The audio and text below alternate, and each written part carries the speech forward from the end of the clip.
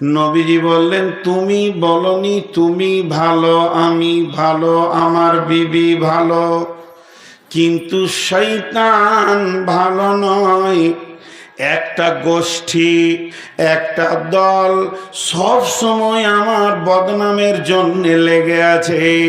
তারা যখন আলোচনা করবে নবী মুহাম্মদ নারী আসক্ত মানুষ, সে নারী পেলে ব্যবহার করে, তখন তোমার ভিতরে ধারণা এসে যাবে, আমিও একদিন গভীর রাতে দেখেছি একটা মেয়ের সঙ্গে চলতে। তো যাতে করে তোমার ভিতরে এই নোংরা ধারণাটা না ঢুকে আর ঈমানটা না নষ্ট হয়ে যায়, তার জন্য আমি একটা বাঁধ দিয়ে দিলাম। এটি হলো আমার বিবি সাফিয়া।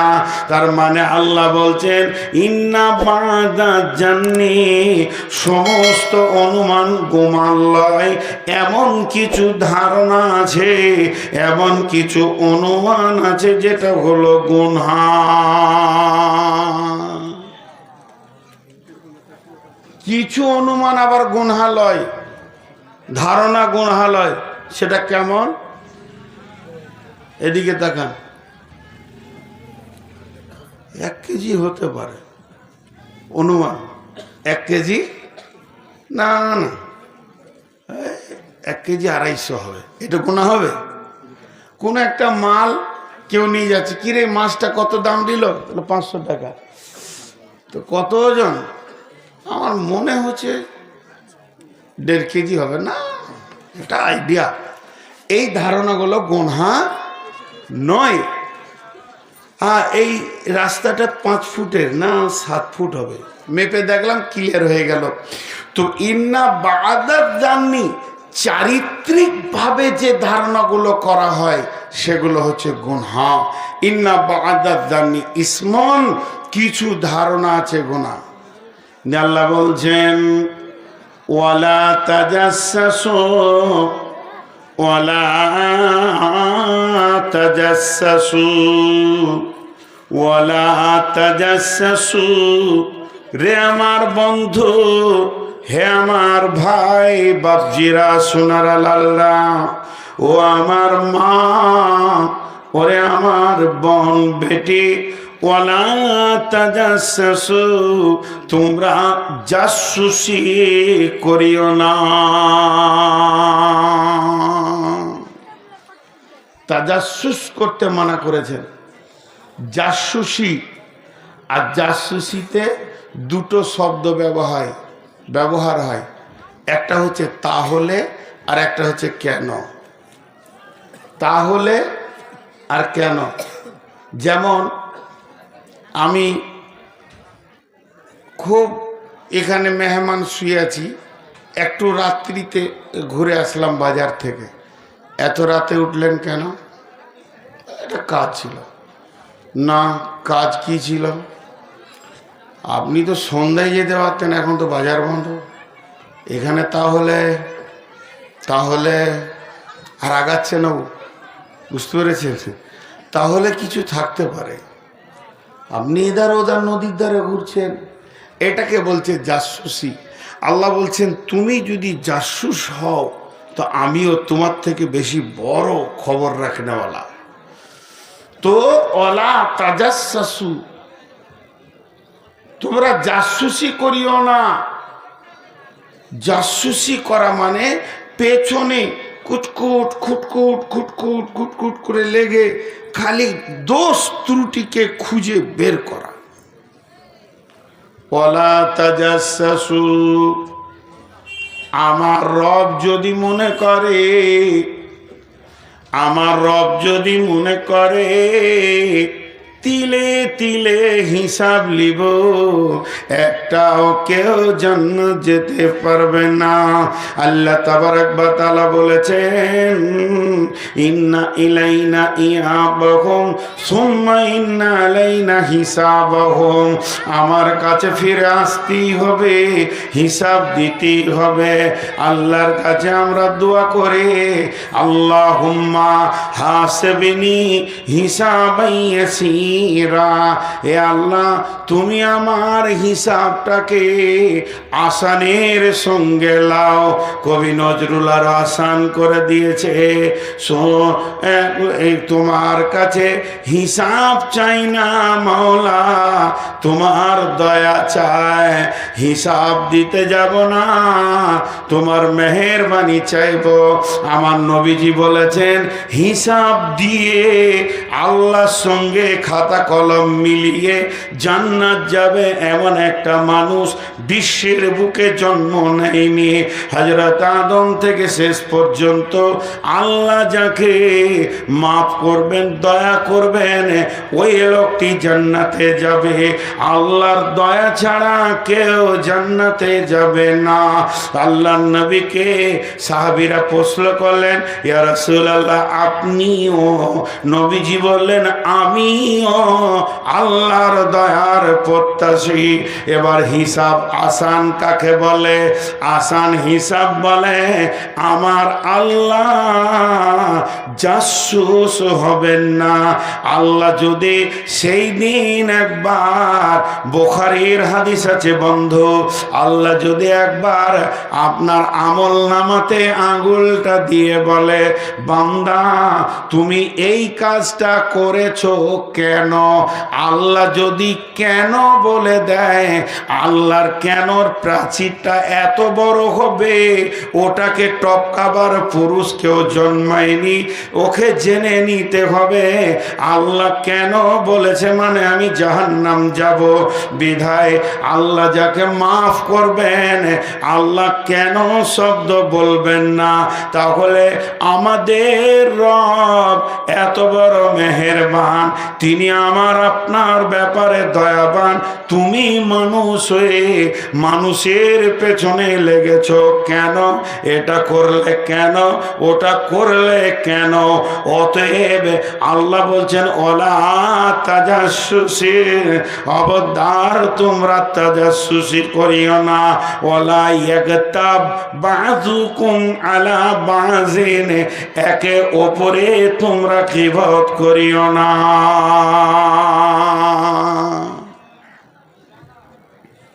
জি, একে অপরে গীবত করিও না।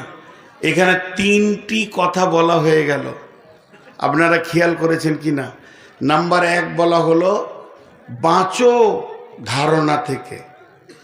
2 নম্বর বলা হলো যে তাজাসসুসি করিও না মানুষের পেছনে, খুসখুস খুসখুস খুসখুস করে লেগে থেকো না।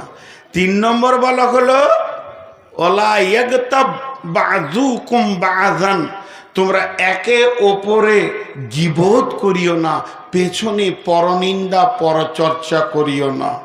আর ওই কাজগুলো কে করে? জীব। ওই কাজগুলো কে করে? জীব করে। অতএব গীবত করিও না, গীবত করিও না, গীবত করিও না, গীবত করিও না। কিন্তু আমাদের গীবত করা খুব গোল করে বসে গেল। আল্লাহর নবী বলছেন, আল গীবাতু আসাদ্দু মিনাজ জিনা, আল গীবাতু আসাদ্দু মিনাজ জিনা, গীবত হলো জেনার থেকেও বড় কঠিন। গীবত কার থেকে কঠিন? জেনা ব্যভিচারের থেকেও কঠিন। এই জেনা ব্যভিচারের থেকে গীবত হলো কঠিন। তাহলে কেন কঠিন? জেনা কাকে বলে, তার ডেফিনেশন কি? জেনার ডেফিনেশন হালকা করে বলবো, ডিপলি বলবো না। যে মেয়েটা আমার জন্য হারাম, যার সঙ্গে আমার বৈবাহিক সম্পর্ক নাই, যাকে আমি মহারণা দিইনি, মেয়েদের জন্য যে পুরুষটা হারাম, যাকে সে বৈবাহিক সম্পর্কে আবদ্ধ করেনি, এই রকম একটা পুরুষ, এই রকম একটা নারী দুইজন কোন নির্জন জায়গাকে বেছে নেবে, নারীর শরীরে কাপড় থাকবে না। কত বড় বেহায়া বেপনাম, পুরুষের শরীরেও কাপড় থাকবে না। কত বড় বেহায়া বেপনাম, দুইজন দুইজনের অঙ্গকে দেখবে, তারপরে তারা স্বামী স্ত্রীর মতো অবৈধ সম্পর্কে লিপ্ত হয়ে যাবে। স্বামী স্ত্রী বৈধ সম্পর্কে, এরা অবৈধ সম্পর্কে লিপ্ত হবে। এত বড় নোংরা কাজ, আর কাজটা যখন সমাপ্তি হয়ে যাবে, দুইজনের জন্য গোসল ফরজ হয়ে যাবে, নচেত এরা পাক হবে না। তাহলে কাজটা কত নোংরা কাজ, কত ডিপ কাজ, কত গভীর কাজ। কিন্তু গীবত করতে গেলে কাপড় খোলা লাগবে না। মেয়েটা যদি বোরখাও পরে থাকে তারপরও গীবত করা যাবে। ছেলেটা ফুল পোশাকে আছে, কোন রকম কাপড় তাদের সরল না, বেহায়া বেপনামও হলো না, তারপরও তাদের গোসল ফরজ হবে না। গীবত এমন একটা জেনা এমন একটা জায়গায় করে, লুকিয়ে চুপিয়ে করে। গীবত সমাজের ভিতরে করা যাবে, চায়ের দোকানে গীবত, মসজিদের কাতারে নামাজ পড়ার পর বসে বসে গীবত চলবে। তারপরও বিশ্বনবী বলছেন এই গীবতটা এত শক্ত গুনাহ, যেটা আপনার কিনা জেনার থেকেও বড়।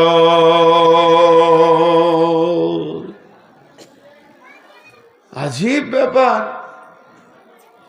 এটা ভাবার আছে, একটা জিনিসটা ভাবার আছে যে এটা এত নোংরা বেহায়াপনামো, আর এটা গোটা শরীরে কাপড় ঢেকে, তারপরও জি কেন বড়,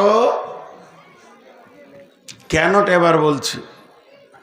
এইখানে এক জিনা করনেওয়ালা, জিনা করনেওয়ালি, আমি জেনা করেছি, আমি তো একা দোষী নয়, আমার সাথে একটা মেয়েও আছে দোষী। দুজনই আজকে জালসা শুনছি, আর বায়ান করছেন একজন বিখ্যাত আলিম। জেনা করা বড় গুনাহ, জেনা এমন একটি গুনাহ, এটা হাক্কুল ইবাদ নয়, হাক্কুল্লাহ। জেনার আদালত কিয়ামতের মাঠে হাক্কুল্লাতে হবে। কঠিন কিয়ামতের দিনে জেনাকারীর কঠিন শাস্তি হবে। জলসাটা সারা রাত শুনলাম, শোনার পরে আমি গভীর রাত্রিতে মসজিদে একা এসে ঠান্ডাতে উজু করে কঠিন করে আল্লাহর পা দুটি ধরে সাজদায় পড়ে পড়ে কাঁদতে শুরু করলাম। মাবুদ গো, শয়তানের ফেরে পড়ে, শয়তানের ধোঁকায় পড়ে আমি জেনার মতো গুনাহ করেছি, তুমি মাফ করে দাও। তাহাজ্জুদের টাইমে কাঁদলাম, ইফতারিকে সামনে করে কাঁদলাম, আবার সবে কদরে রাত্রিতে কাঁদলাম। যে যে টাইমে গুনাহ মাফ হয়, দোয়া কবুল হয়, ওই টাইমগুলো বেছে বেছে কাঁদলাম। পৃথিবীর কেউ বলতে পারবে না যে ওর গুনাহ মাফ হবে না, অবশ্যই মাফ হয়ে যেতে পারে, কারণ আমার আল্লাহ এখনো তওবার দরজা খুলে রেখে দিয়েছেন। আমার রব বলেন, মানুষ পাপ করে যখন আমার কাছে কাঁদে, ইন্নাল্লাহ গাফুরুর রহিম, আল্লাহ জবরদস্ত গুনাহকে মাফ করনে ওয়ালা। আল্লাহ তাবারাক ওয়া তাআলা বলেছেন, ইজহিবনাস সাইয়্যাত বিল হাসানা, এমন কিছু নেকি আছে যে গুনাহকে সরিয়ে দেয়। আমি এমন আমল করলাম, আমার রব আমাকে মাফ করলো। আমার সাথে যে মেয়েটা জেনাতে লিপ্ত হয়েছিল, ওই মেয়েটির চোখের পানিতে কাঁদতে লাগলো, মা মাবুদ রে, তোমার শয়তান আমার পেছনে লেগে আমার ইজ্জতকে লুটিয়ে দিয়েছে। আমি এখনো হায়াতে জিন্দেগিতে বেঁচে আছি, তওবা করার সুযোগ রয়েছে। ও দয়াল মাবুদ, তুমি তোমার বান্দিকে গুনাহ মাফ করে দাও। একদিন দেখা গেল ওর মাফ হয়ে গেল, তারও মাফ হলো, আমারও মাফ হয়ে গেল। কিন্তু আমি আর মৌলভী সাহেব দুইজন বসে বসে বসে বসে আর একজনের গীবত করছি। ও এই করেছে, ওই করেছে, এমক করেছে, তসুক করেছে। আমি আবার গীবতের গুনার জালসা শুনে নিয়েছি। এবার কি করব? একটা তো মাপ চাইলাম, বেনামাজি ছিলাম, মাপ চেয়ে নামাজ ধরলাম। মদ খেয়েছিলাম, সেটাকেও তওবা করে নামাজ ধরলাম। আমি জুয়া খেলেছি, সেটাও তওবা করে নামাজ ধরলাম। আমি ফ্রি ফায়ার খেলেছি, পৃথিবীর যত গুনাহ আছে একটা একটা করে তওবা করে নিয়েছি। এবার আমি গুনার লিস্টটা খুলে দেখছি, আমার আর একটা গুনাহ হ্যাঙ্গের মতো ঝুলছে, হ্যাঙ্গিং হয়ে ঝুলছে। সেটা কি না, আমরা দুইজন মিলে আর এক মাওলানার গীবত করেছি। এবার কি করব? আবার গভীর রাত্রিতে কাঁদতে শুরু করলাম, আল্লাহ মাফ করে দাও। গীবতটা হাক্কুল ইবাদ, এটা আল্লাহ মাফ করবেন না।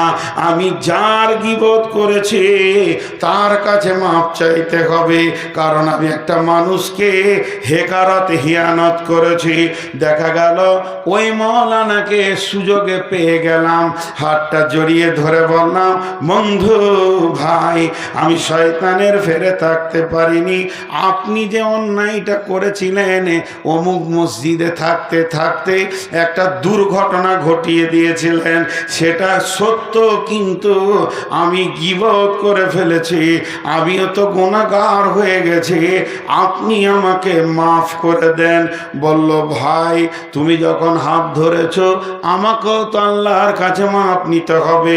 মানুষ মানুষকে মাফ করলে আল্লাহ তাকে মাফ করেন, বিধায় আমি তোমাকে মাফ করে দিলাম। আমি জানে আশ্বস্ত পেলাম যে আমার গীবতের গুনাহটা মাফ হয়ে গেল। কিন্তু না, লাভ। আবার নাটা কেন বলছি? কিন্তু না, নাটা কেন বলছি? মাফ হবে। আমি গীবত করেছি, তার মাপটা হবে। আমি তার কাছে মাপ চেয়েছি, সে মাফ করেছে, মাপ হবে। কিন্তু আমি একা তো করিনি। আমি বলেছি 5 জনকে, তারা বলেছে 25 জনকে, তারা বলেছে 100 জনকে। এই করতে করতে গোটা ধুলিয়ান, গোটা শামশেরগঞ্জ থানা, গোটা এলাকা প্রচার হলো। ও আমার বন্ধু, এতগুলো এজেন্ট যে ছেড়ে দিলাম, তাদের মুখ তো আর বন্ধ নাই। সমস্ত গুণাগুলি আমার আমলনামাতে জমা হবে। এর জন্য বিশ্বনবী বলেছেন যে জেনার থেকে বড় কঠিন হচ্ছে গীবাত। আল গীবাতু আসাদ্দ মিনাজ জিনা। এটা একটা কঠিন জিনিস, জি, এটা অনেক কঠিন জিনিস। অতএব জবান এমন একটা জিনিস যা কন্ট্রোল করা খুব ফরজ।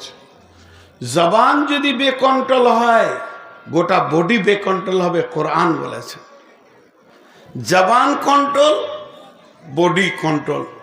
তাহলে জীব গোটা বডিকে পরিচালনা করছে।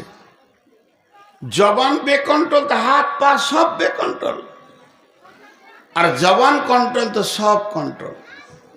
এগুলোকে একটু খেয়ালের ভিতরে রাখতে হবে। কোথা বলেছেন? আল্লাহ কোরআনে বলেছেন। আয়াতটা পড়েছি, কিন্তু এটা একটু আগেই। এরপর আল্লাহ কি বলছেন? আইয়ুহিব্বু আইয়াকুলা লাহমান আখিহি লাহমা আখিহি মাইতান ফাকারিহতুমুহু। হে পৃথিবীবাসী, তুমি কি এটা পছন্দ করো, তোমার মৃত ভাইয়ের মাংস খাওয়াকে? কত নীচ কথা বলছেন আল্লাহ। সবাই একটা মৃত ব্যক্তিকে ধারণায় নিয়ে আসি, আপনার বাড়ির পাশে যেটা মরেছে, এটা আমি বোঝানোর জন্য বলছি, তার চেহারাটা, তার বডিটা মাথায় নিয়ে আসেন, ছবিটা। এবার বলেন, ওই মৃত ব্যক্তির শরীরে যদি সামান্য মাংসকে কেটে নিয়ে ছোট ছোট কুচি কুচি করে একটা প্লেটে দিয়ে নুন দিয়ে যদি আপনাকে কাঁটা চামচ দেওয়া হয়, এই যে খেয়ে নেন, খেতে পারবেন কি? বলেন না। আল্লাহ তাবারাক ওয়া তাআলা বলছেন, ফাকারিহতুমুহু, এটাকে তোমরা অনরুচ মনে করবে, এটাকে তোমরা ঘৃণিত মনে করবে। অতএব গীবত হলো মরা ভাইয়ের মাংস খাওয়ার মতো।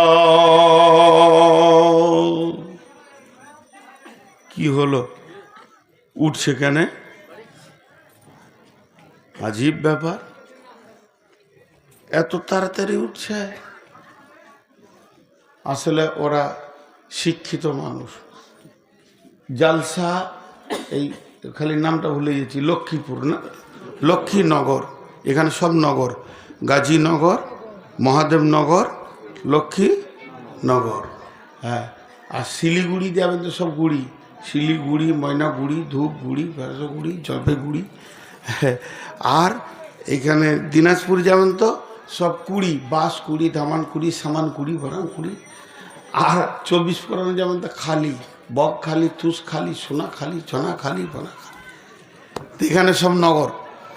তো এই লক্ষ্মীনগর আজকে জালসা কমিটি জালসার আয়োজন করেছে ডিসেম্বর মাসের ক তারিখে? 26 তারিখ। কিন্তু 27 তারিখ ওরা বয়ান শুনবে না। ঠিক বুদ্ধিমান লোক আছে। 27 তারিখে বয়ান শুনবো না, ডেট ক্রস, চেয়ার ছেড়ে চলে গেল। আমি একটা গাধা বক্তা বলি বসে আছি, আমার মতো বিলিতি গাধা আর দুনিয়াতে নাই। জি হ্যাঁ। তো চলেন, আমি যে কথাটা আপনাদের সামনে বলছি, তো সব থেকে ঘৃণিত জিনিস হলো গীবাত। একটা উদাহরণ দিব আপনাদেরকে, উদাহরণটা মন দিয়ে শুনবেন, খুব মন দিয়ে। ধুলিয়ান হাট, ওই গরুর হাট। তো আপনার গ্রামের একটা ছেলে, ও একটা ভ্যানে বা টোটোতে, টোটো বলে একটা ভাইরাস পৃথিবীতে এসেছে, দেখেছেন আপনারা? আল্লাহু আকবার। করোনার থেকে ডবল ভাইরাস। রাস্তায় কাউকে চলতে দিবে না, হুঁশ জ্ঞান ওদের নাই। সোজা নিয়ে যে গাড়ির সামনে লাগিয়ে দিবে, গাড়ি ব্যাক করবে, সোজা করবে, কে আসছে দেখবে না। মারুতি, ট্রাক, বাস সবাই ওদেরকে ভয় খায়। আর আল্লাহ তাবারাক ওয়া তাআলা টোটো কেনার তৌফিক অখিই দেয় যার বিবেকটাকে মেরে দেয়। রাস্তার মাঝে ছাড়া যাবে না, এক সাইডে যেতে হবে। আচ্ছা, আজীব লাগে, গোটা পৃথিবীর টোটোওয়ালা একই মিজাজের, বাংলাদেশেও তাই, ডান দিকে বাঁ দিকে লাগিয়ে দিচ্ছে। তো খুব ধ্যানের সঙ্গে শুনবেন, একটা লোক টোটোতে হোক ভ্যানে হোক 1 প্যাকেট আলু নিয়ে যাচ্ছেন বিক্রি করার জন্য। এই উদাহরণটা না শুনলে গীবতের মজাটা পাবেন না। তো ও যে আলু নিয়ে চললো হাটে বিক্রি করবে, তো বস্তাতে একটা ফুটো হয়ে গেছে, টক টক আছে 50 কেজি। এবার ও হাট যেতে যেতে ওটা 20 কেজিতে দাঁড়াবে আর কি, পড়তি আছে। আর পেছনে একজন 5 কেজি সরিষা নিয়ে চললো, সেও হাটে বিক্রি করবে, কিন্তু ওটা চুচু করে পড়ছে সরিষা। ই জানে না যে আমার লিক হয়েছে, বরং আলুওয়ালাকে দেখে খিল খিল করে হাসছে। সাথের বন্ধুটি বলছে গেল সব। হঠাৎ আলুওয়ালাকে কেউ বলেছে তোর ফুটো রে। ও তাড়াতাড়ি করে একটা ডালি নিয়ে কোরাতে শুরু করলো। আলু কটা কোরানো সম্ভব কি সম্ভব নয়, কিন্তু সরষে গীবত কর্নালাদের হালাত ওই। আমি ধরা খেয়েছি একটা মেয়ের সঙ্গে, আর আপনি বসে বসে চায়ের দোকানে মিষ্টি করে করে বলছেন আমি তো আমার গুনার মাপ আল্লাহর কাছে কাঁদতে শুরু করে দিয়েছি, কিন্তু আপনার গুনাহটা যে চু চু চু করে নেকিটা বেরিয়ে যাচ্ছে, এ খবর রখে নাই। যেদিন কিয়ামত হবে সেদিন আর এর করাবার ক্ষমতা হবে না। বিশ্বনবী বলছেন এমন লোক আছে, বিশ্বনবী বলছেন এমন লোক আছে কঠিন কিয়ামতের দিনে পাহাড় পাহাড় নেকি নিয়ে উঠবে আর পাহাড় পাহাড় গুনাহ নিয়ে উঠবে। তখন ওই লোক বলবে আল্লাহ জীবনে এত গুনাহ করিনি, জেনা তো আমি করিনি, চুরি আমি করিনি, মাতাল আমি ছিলাম না। তখন আল্লাহ বলবে তুমি গীবত করেছো, আমার অটোমেটিক ট্রান্সফার চলেছে, তোমার নেকি তার কাছে গেছে, তার গুনাহ তোমাকে দেওয়া হয়েছে। এই গুনাহ করনে ওয়ালা বলবে মাবুদ জীবনে এত নেকি করিনি, পাহাড় পাহাড় নেকি দেখছি না। আল্লাহ বলবেন গোলাম যে তোমার গীবত করেছে তার নেকি তোমার কাছে এসেছে এবং তোমার গুনাহ তাকে ট্রান্সফার দিয়েছে। অতএব গীবত করনে ওয়ালার 16 আনাই লস,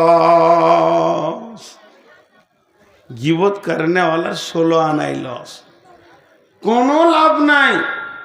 আবার মাঝে মাঝে বলে ও চুরি করবে আর আমি বলতে পারবো না। হ্যাঁ ও সত্যি সত্যি ওই গুনাহটা করেছে, তারপরে তুমি বলতে পারবে না। গুনাহ করার পর যদি কেউ পেছনে কথা বলে ওইটার নাম গীবত, ওইটার নাম গীবত, ওইটার নাম গীবত, ওইটার নাম গীবত। কিন্তু গুনাহ করে নাই আর যদি বলে ওইটার নাম গীবত নাই, ওইটার নাম তোহমাত, অপবাদ। অপবাদ যেটা করেনি সেটা বলা, আর এটার নাম গীবত। তাহলে গীবত আর অপবাদের পার্থক্যটা বুঝে নিলাম।